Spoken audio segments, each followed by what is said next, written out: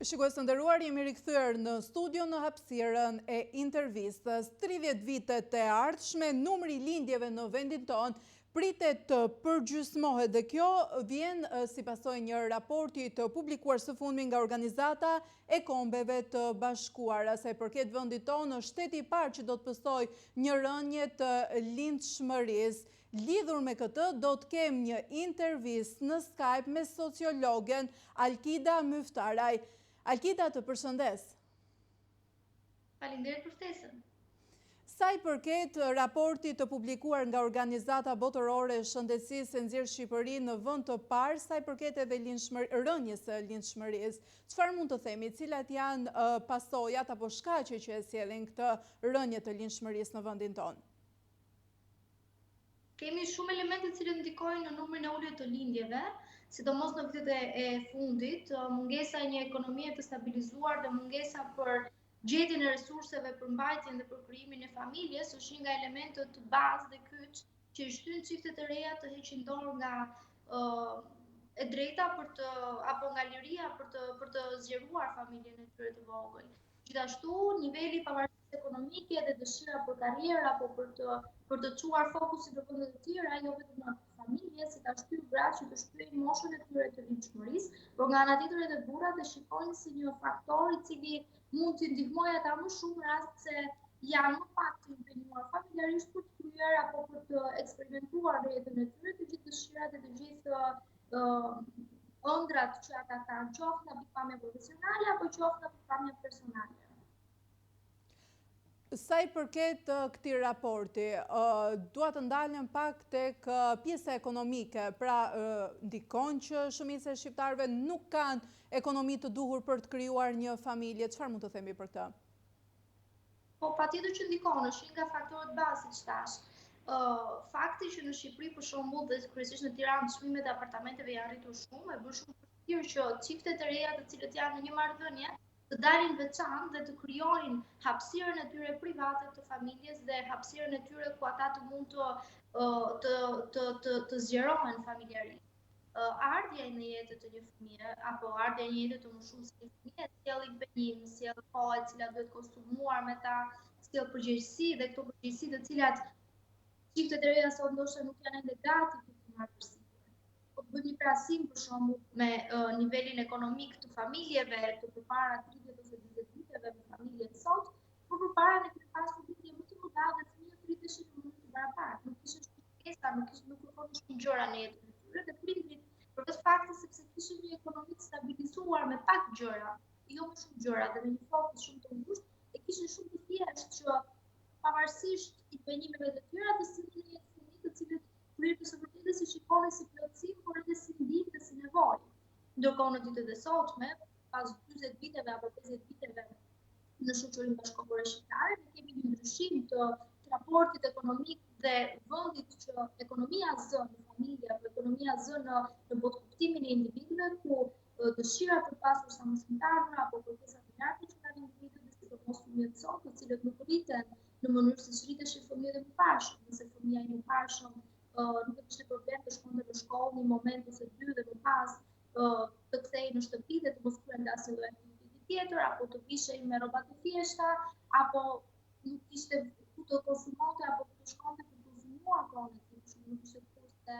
impenjative, ishte më i kufizuar le të themi jetesa apo stili jetesës së fëmijëve, kurse në ditët e sotme ne kemi fëmijë të cilët duan telefona, kemi fëmijë të cilët duan të bëjnë pushime 2 apo 3 herë në vit, kemi të cilët kërkojnë që të investojnë sa më shumë tek ata dhe vetë prindrit në fakt janë ata që duan të investojnë tek fëmijët e tyre. Dhe në kushte të tilla dhe në një kohë të tillë që ne jetojmë, duke qenë se ekonomia është primare që ndikon kryesisht tek zhvillimi i individit, normalisht që prindrit stepen për të sjellë në jetë fëmijë dhe për t'i edukuar më pas apo për të investuar tek ta. Sepse ne të gjithë e dimë shumë mirë që të bërit fëmijë nuk është vetëm të bërit në momentin e parë që ne t'i lindim dhe t'i lëmë më pas të rriten vetë, por duhet të investojmë kohë, duhet të investojmë para, duhet të arsimojmë, duhet të shkollojmë, të çojmë në universitet, plotësojmë kushtet e tyre dhe nevojat e tyre jetike, por jo vetëm, sepse tek nevojat jetike piramida e nevojave është zgjeruar në ditët e sotme Dhe ekonomia është ajo që kryeson për të plotësuar këto nevoja, qoftë nevoja të shkollës, qoftë nevojat e veshjes, po një festë, po një kurs ekstrakurikular për fëmijët e sotëm, pra për të zhvilluar aftësitë e tyre, gjëra të cilat e kanë bërë më të vështirë që njerëzit e prindrit përgjithsisht të mund t'i mbajnë fëmijët. Të gjendur përballë këtij fenomeni, Alkida, sa shqetësuese është për vendin tonë? Pra çfarë pasojesh mund të sjellë kjo rënje e lindshmërisë, pra mosdëshirës së çifteve të reja për të patur një fëmijë në jetë? Rreziku i çdo kombi është që ai të zvoglohet në momentin që nuk ka pasardhës. Numri i lindjeve nëse do vazhdoj të jetë në ulje për Shqipërinë, por jo vetëm, flasim në një qasje pak më të gjerë tani. Kjo gjë do sjellë rrezikun që kombet të pasurohen me kombësi të tjera dhe me nacionalitete të tjera për të zëvendësuar qoftë krahun e punës, apo për të bërë ato që çdo shoqëri bën në mënyrë biologjike, pra shtesën natyrore të saj. Sepse nëse ne do kemi vajza dhe djem më pak në numër, ne do kemi individ të cilët në një tarë do jenë më të pakët. Shtok të faktin e migracionit dhe shtok të faktin që një pjesë e mirë e njerëzve nuk duan të qëndrojnë në vendet e tyre dhe është ky trendi për të ikur nga një vend në një tjetër, do gjendemi përballë një niveli shpopullimi. Dhe shpopullimi është në fakt i vetmi proces i cili është shqetësues dhe duhet ndaluar në mënyrë të kategorikishme. Jo vetëm për faktin sepse shoqëria ka nevojë që të gjenerohet, kultura, praktika, të gjitha ato të cilat ne sjellim për dhe që transformojnë në bazë të dijeve, teknologjisë apo në bazë të mënyrës se si por ne nuk do kemi më njerëz, ne nuk do kemi më njerëz për të mbështetur emocionalisht, ne nuk do kemi më njerëz për të shprehur apo për të folur, për të komunikuar. Në fakt, ne gjendemi përballë një fenomeni të tillë, ndoshta jo shumë të përshkallëzuar sepse ende nuk e ndjejmë diferencën, por po të shikojmë statistikat e shkollave, po të shikojmë statistikat e universiteteve, po të shikojmë statistikat e të punësuarve dhe e krahut të punës në Shqipëri, kanë ardhur të janë në rënje. Ka më pak fëmijë që shkojnë në shkolla për të arsimuar, ka më pak studentë që shkojnë në universitete për të arsimuar, ka më pak krahut pune dhe kompanitë e mëdha dhe bizneset kanë gjithë në vështirësi për të gjetur punonjës të rinj. Vajzat do të gjejnë djem për të martuar, shumë në një kontekst edhe pak më për ta dramatizuar pak situatën, ose djemit nuk gjejnë vajza, pra është vështirësia e madhe, jo vetëm në një sferë të jetës, apo jo vetëm në aspektin e punës dhe në aspektin arsimor, por kemi dhe aspektin emocional dhe aspektin social që njerëzit janë larguar nga njëri tjetri. Kjo thënë shkurt ka nevojë të evitohet, ose si do ndikon te lindshmëria në këtë rast, patjetër që kombet të zhvilluar, edukimi, komuniteti, por edhe elemente të tjerë të jetës shoqërore ndikojnë shumë nga shoqëritë të cilat janë të informuara, të cilat janë të kultuara, familje të shëndetshme dhe të rëndësishme. Familje që ne të kemi dhe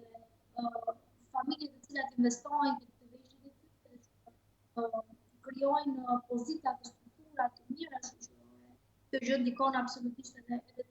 tjerë. Nëse ne do të kemi një mirëqenie sociale të gjerë, mirëqenia sociale fillon aty tek familja. Në familje është gjëja më e rëndësishme për të mundësuar në ekonomie, pa njerëz nuk kemi ekonomi, nuk kemi politikë, nuk kemi asgjë. Mëftaraj, folëm për rënjen e lindshmërisë, por besoj një problem tjetër është edhe mosha, kur një i ri zgjedh që të krijojë një familje. Sërish ndikon çështje ekonomike, apo është kthyer në trend që të krijosh apo të lidhësh jetën me një person të gjinjes tjetër në një moshë disi pak më të madhe, le të themi, dhe jo në atë standardin që jemi mësuar ne si shqiptarë, pra çfarë ndikon nëse Mosha e lindshmërisë në fakt në Shqipëri si shoqëri ne kemi hasur edhe më përpara, vitet e mëparshme, unë për shembull mbaj mend gjyshën time që është martuar 15 vjeç. Kemi antar të komunitetit rom që martohen 12 vjeç vajzat. Nga ana tjetër, në pikpamjen gjinore kemi meshkuj të cilët kërkojnë ta shtyejnë moshën e martesës. Edhe tek vajzat, edhe tek djemt, vitet e fundit, jo vetëm në Shqipëri, por edhe në perëndim dhe në vende të tjera, është vënë re një shtyrje moshës së martesës me qëllim për të arritur qëllimet e tjera, jo vetëm krijimin e familjes. Pra, nëse më përpara ne kishim vajzat e të djem që martoheshin në moshën 24-25 vjeç, sot mosha e martesës ka shkuar 30, 35, por edhe 40 vjeç. Ndikueshmëria e kësaj në shoqëri ka një element pozitiv dhe një element negativ. Do ta lloja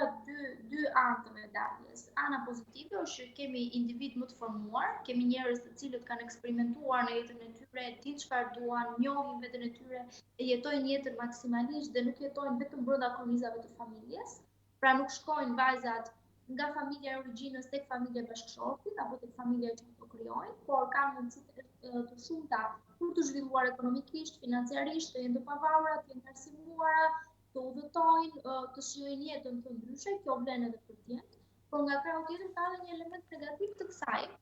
sepse sa më shumë të shtyhet mosha e të krijuarit familje dhe mosha e të bërit fëmijë,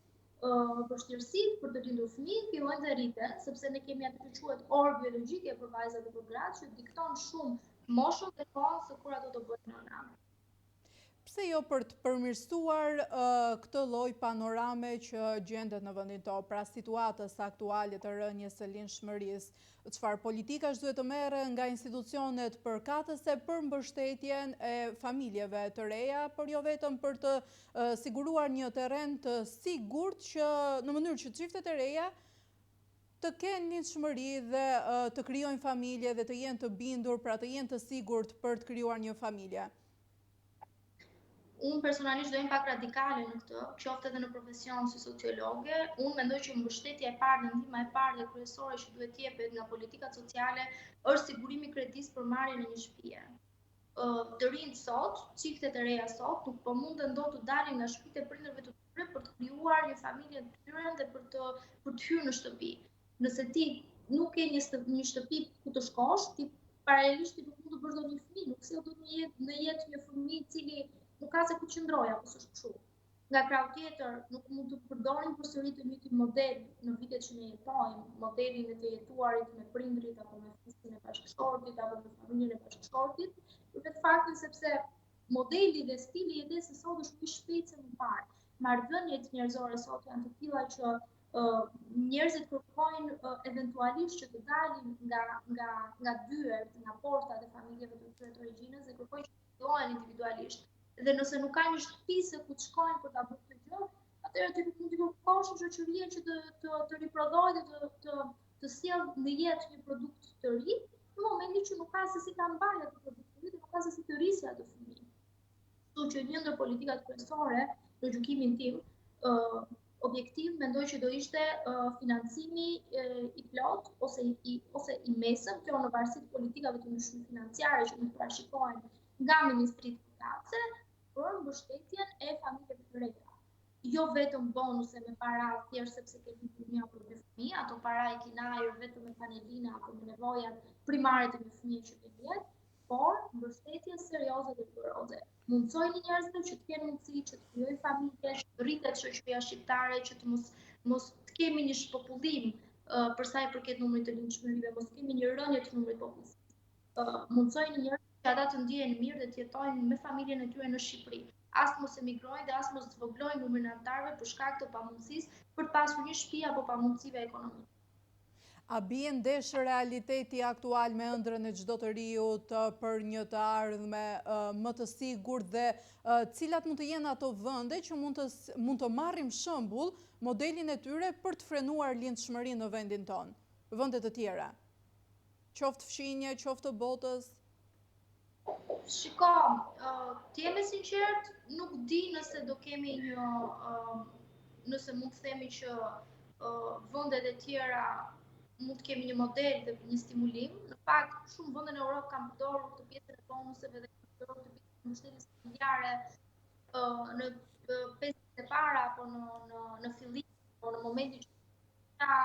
ndihmojnë nënat apo për nënat të cilat janë beqare japin ndihmë ekonomike. Mund të përmendim vende të cilat janë shumë të zhvilluara siç janë vendet skandinave, me politika të caktuara dhe specifike që ndërhyjnë në familje. Kemi Suedinë